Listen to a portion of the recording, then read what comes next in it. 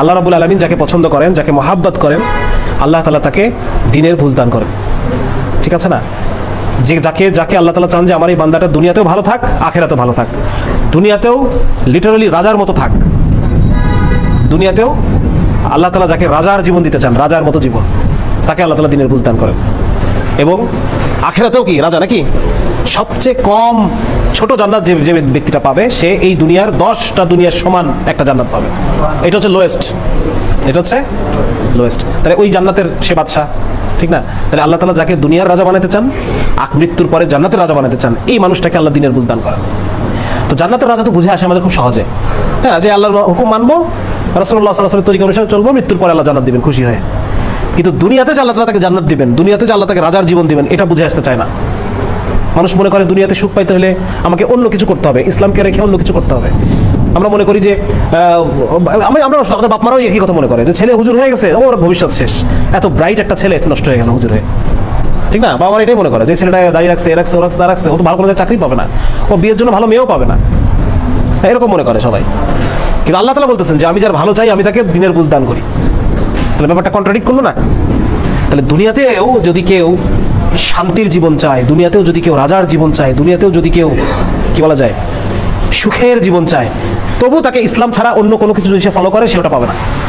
কেউ যদি মনে করে যে না এই এখন জোয়ানকাল, এখন টাকা পয়সা কামাবো দুই হাতে, টাকাই আমাকে সুখ দেবে, নাকি আমরা তাকে কি মনে করি যে যত টাকা কামাবো এত টাকাই আমার সুখ, আমাকে সুখ দেবে। আর ইসলাম ও বুড়ো বয়সে ওটা বুড়োদের কাজ, এটা যুবকদের কাজ না, এটা কাদের কাজ?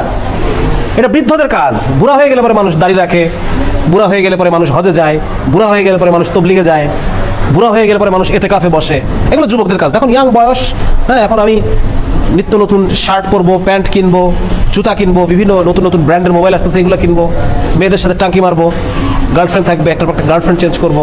এখন হচ্ছে আমার এই চিল করার বয়স, নাকি? অথচ আমরা ভুলে যাই যে বাবার আগে কত সন্তান চলে গেছে দুনিয়া থেকে, যায় কিনা?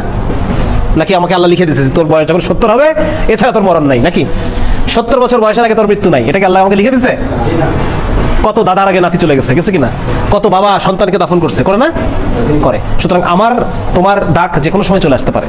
আমি যদি মনে করে থাকি যে এখন আমি যেভাবে ইচ্ছা সেভাবে চলবো, তাহলে আমি বিরাট বড় ভুলের মধ্যে আছি। যেভাবে ইচ্ছা সেভাবে চলার কোনো সুযোগ আমার নাই। আমার বয়স যখন থেকে 15 হয়ে গেছে, যখন থেকে আমি বালেগ হয়েছি, বালেগ, তখন থেকে আল্লাহ তাআলার সমস্ত হুকুম আমাকে মানার জন্য আমি বাধ্য। আমি যদি মনে করে থাকি যে না আল্লাহর হুকুম আমি মানবো না, তাহলে যে আল্লাহর হুকুম মানবো না এই কথা বলে সে কি? তাকে ইসলামে কি বলে? তাকে ইসলামে কাফের বলে, অস্বীকারী। কাফের শব্দের অর্থ ফাকাদ কাফারা, কাফের শব্দের অর্থ হচ্ছে অস্বীকার করা, অস্বীকার করা, আল্লাহর হুকুমকে মানতে অস্বীকার করা। তাহলে পরে আমি যদি মনে করে থাকি যে না আমার এখনকার যে জীবন, আমি হুজুর হইতে চাই না, কি হতে চাই না? হ্যাঁ, হুজুর, মোল্লা, এগুলো খ্যাত, আমি ঋত্বিক রোশনের মতো হইতে চাই। এখন তো নতুন নতুন কারাজন আসছে, আমার তো যাই না, আমি তো লাস্ট ছবিটা দেখছি বহু আগে। হ্যাঁ, তখনকার এরা ছিল আমাদের আইকন। যারা কমপ্লিট জাহান্নামী, এরা আমাদের মানে বিনা হিসাবে জাহান্নামী যারা, এরা আমাদের মুসলমান ছেলেদের আইকন। হ্যাঁ, মেসি কি জান্নাতি? জান্নাতে যাবে? মেসি যদি এখন এই অবস্থায় মারা যায়, তাহলে ও কিভাবে আমার আইকন হয়? আমি ওর নামের লেখা টি শার্ট পরে কিভাবে ঘুরি? তার প্রতি আমার ভালোবাসা কিভাবে জন্মায়? কিভাবে জন্মায়? আমি তো মুসলমানের সন্তান। আমার আইডল হওয়ার কথা ছিল মুহাম্মদ রাসূলুল্লাহ সাল্লাল্লাহু আলাইহি ওয়াসাল্লাম, আমার আইডল হওয়ার কথা ছিল আবু বকর, ওমর, খালিদ ইবনে ওয়ালিদ, মুহাম্মদ বিন কাসিম, হ্যাঁ, মাহমুদ গজনবী, এরা আমাদের আইডল হওয়ার কথা ছিল। আজকে আমাদের আইডল কারা? যারা বিনা হিসেবে জাহান্নামী। তার নাকি 7টা সন্তান, এখনো সে বিয়েই করে নাই। তাহলে এই মানুষটার চাল চলন, এই মানুষটার চরিত্র, এটা আমরা কিভাবে আমার কাছে আইডল হয়? আমি কি সব ভুলে গেলাম? আমি কি মুসলমানের সন্তান না? আমি পড়ি নাই কালেমা লা ইলাহা ইল্লাল্লাহ মুহাম্মাদুর রাসূলুল্লাহ? তাহলে এই ধরনের যারা আল্লাহকে অস্বীকার করে, যারা শিরকে নিমজ্জিত, কুফরে নিমজ্জিত, জিনার মধ্যে নিমজ্জিত, এই মানুষগুলো কিভাবে আইকন হয়? কোনোভাবে হয়? কোনোভাবে মেলানো যায়? কোনোভাবে মেলানো যায়।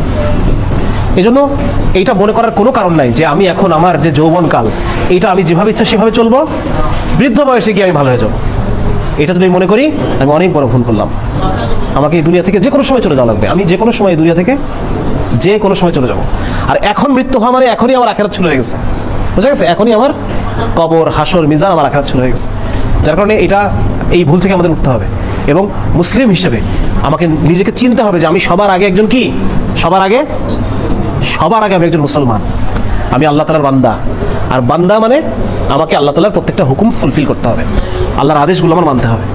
আমি যদি আল্লাহর আদেশ মানি, আল্লাহ তাআলা আমাকে দুনিয়াতে রাজা বানাবে।